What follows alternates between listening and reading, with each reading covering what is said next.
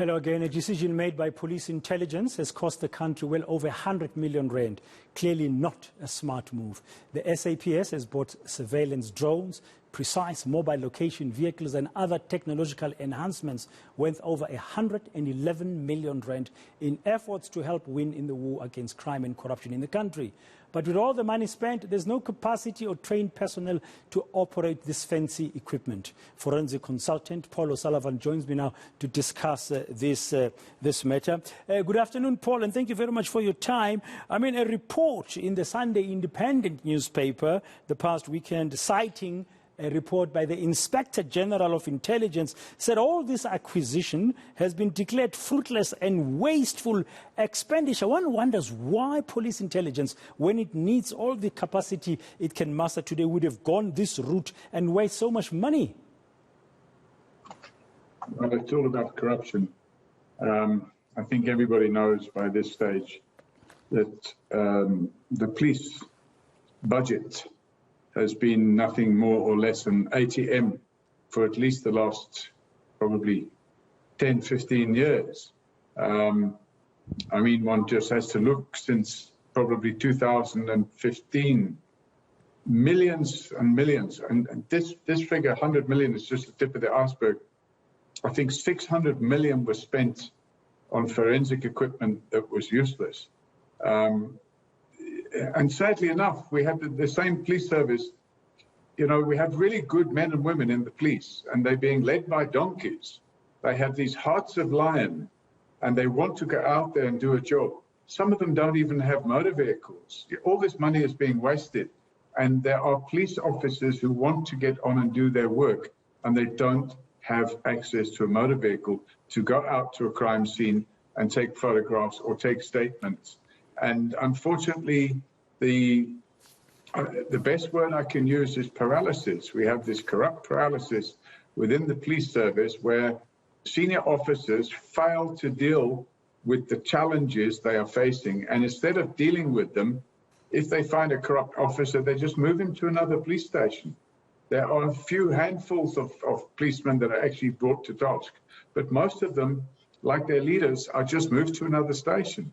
I mean, that would be... We have, I don't know how many people on suspension at the moment. That's very concerning because according to what I've read, the report of the Inspector General of Intelligence says that a crime intelligence colonel manipulated the bid specifications in this particular matter of this 111 million rand equipment to favor a British supplier of grabbers, for example, one of the equipments, which, as you said, would suggest some corruption there, and there's no consequence. We're not seeing it. Well, that's the problem. There's no consequence management. There's no quick justice.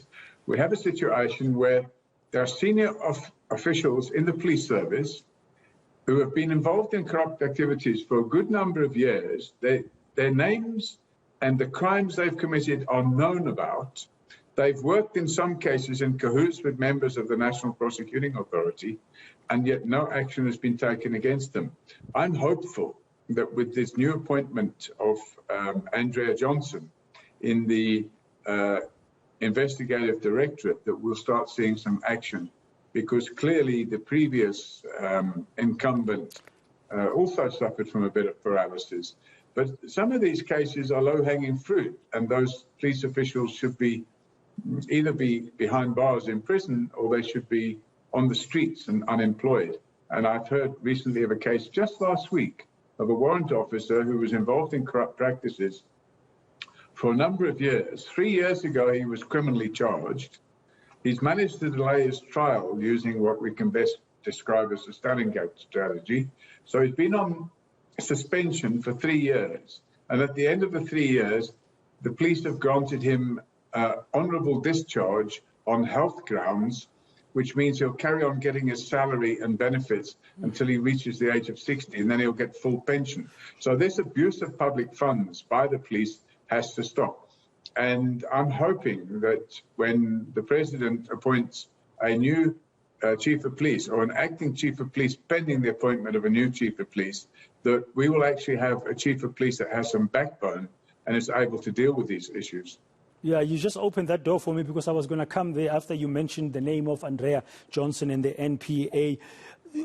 The kind of police commissioner that would be needed in this country, is it somebody, in your view, Mr. Sullivan, who knows or has grown through the ranks of the police and is a career police officer? Yeah, I think it's imperative that the person who's going to be carrying out the work of leading the police, firstly, they have to be ethically clean. You know, there are a number of police generals at the moment, lieutenant generals in the police, who actually either belong behind bars or should be dismissed because of their unethical conduct. So it's imperative that we don't have another chief of police like Paklani or Salebi or whatever. It's also imperative that the person in question has certain key qualities. And those qualities I can define quite simply. First of all, he has to understand the police service and the police culture. And it's not a complex culture, but you have to understand it. Secondly, it needs to be a person with backbone. Somebody that doesn't say, oh, we have a problem, just move that person to another station and tell the new station commander there to keep an eye on him. That's not how you deal with these problems. We want somebody with backbone that will actually start firing these senior police officials that are involved in corruption. And I have no doubt that if we get a career policeman that understand, and there's plenty of them out there, by the way, there's a lot of really good policemen out there. I know because I've worked with some of them. And they are solid people. They're the salt of the earth. And there's no reason at all why one of them cannot get the job. Instead of a political appointment because the person just happens to be friends with the current Minister of Police, or the current Minister of Police sees him as a favourable appointment. We've got to get somebody that's right for the job.